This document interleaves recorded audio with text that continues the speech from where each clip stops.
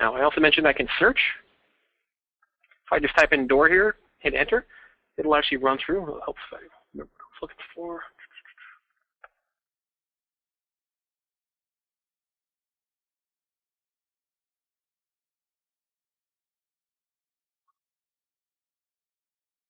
So, good. There we go.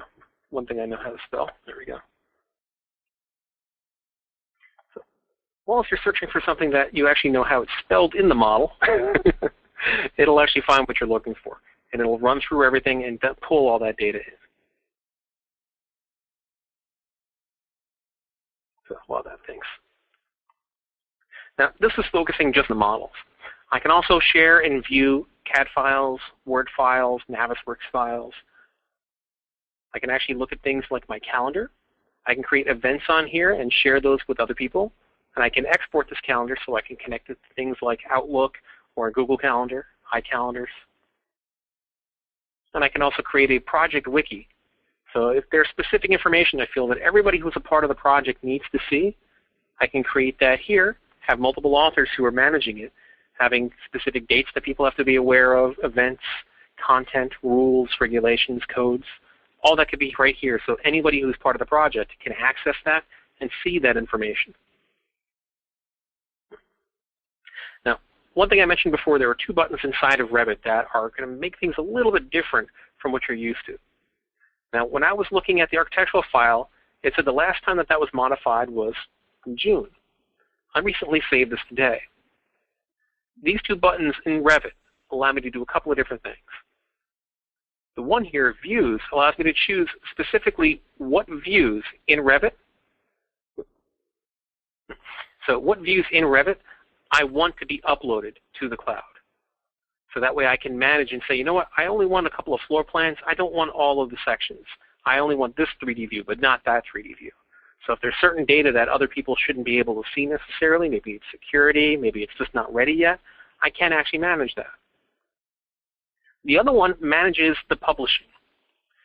Anybody who is using Collaboration for Revit, meaning they're opening up the Revit files in Revit, they're going to see the latest and greatest. So whatever the version of the file is that that you have, that's the one that they're going to see. However, the people who are viewing it from the website, they're not actually going to see that. They're going to see the last published version. So you can see how that looks like a little box with an arrow pointed up.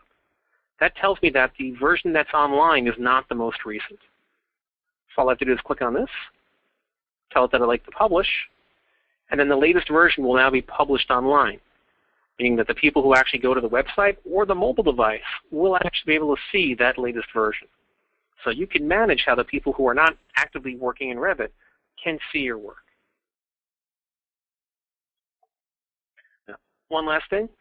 When we were looking at the PowerPoint, one of the things that I showed was having multiple people from other firms accessing your content. What that means is that you'd still be working in separate files for a lot of reasons. You know, structural file is going to be different from the MEP file. But when I link my Revit files, I can link my Revit files to a link that is online. So that way, if I save my file, other people's backgrounds can be immediately updated.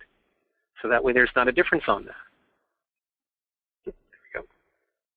So I can look at my Revit file, and that's saved on A360. So once that structural file gets updated, I will automatically be able to reload this and see any changes. I don't have to go to where it was uploaded, download the file, put it on my server, maybe change the name, and then go in here and say reload. Since everything is saving to the same cloud, it's right there.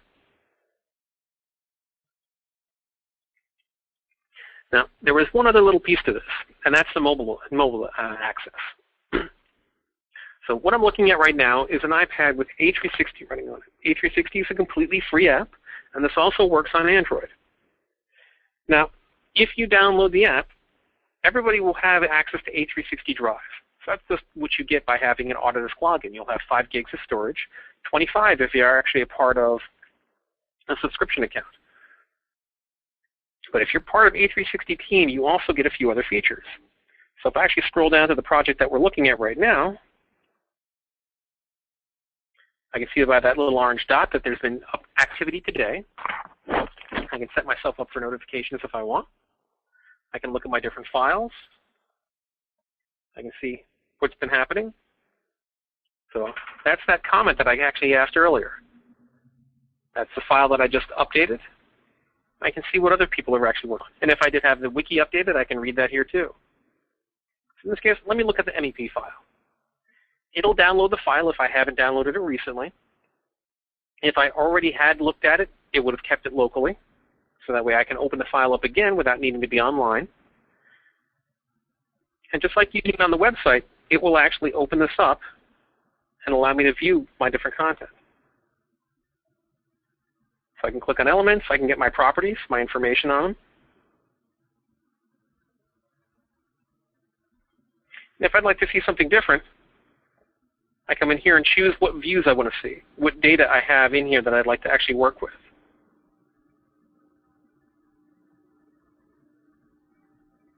And just like before, I can look at my sheets, I can look at 3D views.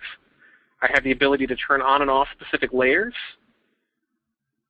I can create and view different comments that have already been created. And I can look at different properties.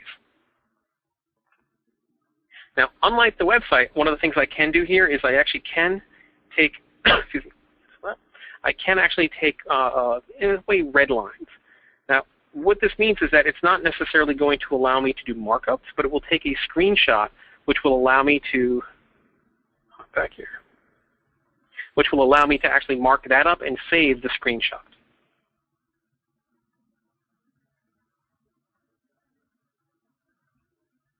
So it's still jittering the preview. This may happen here.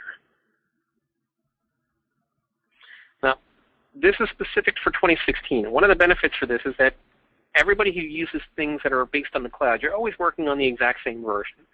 And Collaboration for Revit will help protect your projects, meaning that it won't let people upgrade them without actually confirming things. So if you have a project on 2015 and somebody accidentally tries to open it up in 16, it won't actually let them because they can't find the file to open in 16 because the project that it's a part of is actually a 2015 project. So it's actually going to try to help things out and protect things with that.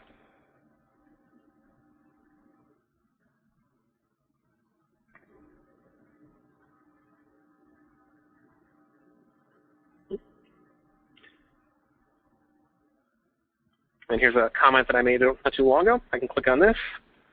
And that tells me that what I'm looking at is a comment that was on a different view. So, okay, yes, I'd like to go look at the view that that's on. And it'll automatically switch me to the correct view so I can actually see what that's related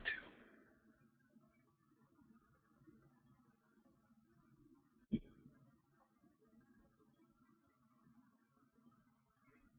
Once that updates with the Wi-Fi.